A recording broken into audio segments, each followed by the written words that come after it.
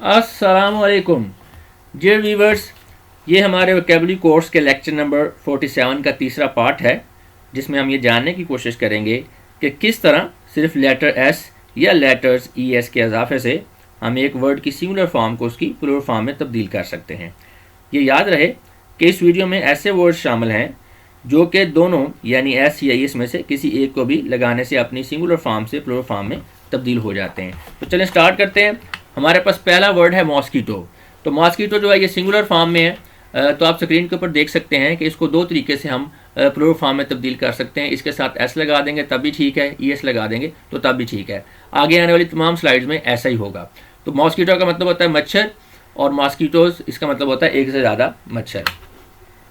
Video में आगे बढ़ने से पहले मेरी आपसे रिक्वेस्ट है कि इस वक्त स्क्रीन के ऊपर आपको जो नोट नज़र आ रहा है, आप वीडियो को पॉज करके इस नोट को अच्छी तरह से पढ़ लें, क्योंकि ये आपके लिए इंपॉर्टेंट साबित हो सकता है।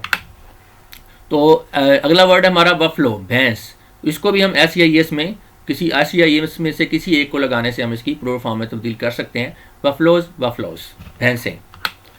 टॉर्नेडो, तूफान गिरबाद। टॉर्नेडोज, टॉर्नेडोज, एक से ज़्यादा तूफान गिरबाद। मिमेंटो, यादगार। मिमेंटोज या मिमेंटोज ये हैं, या इसका मतलब होगा यादगारें। वोल्केनो, आतिश फशां। वोल्केनोज एक से ज़्यादा आतिश फशां। Thank you very much and खुदा हाफिज़।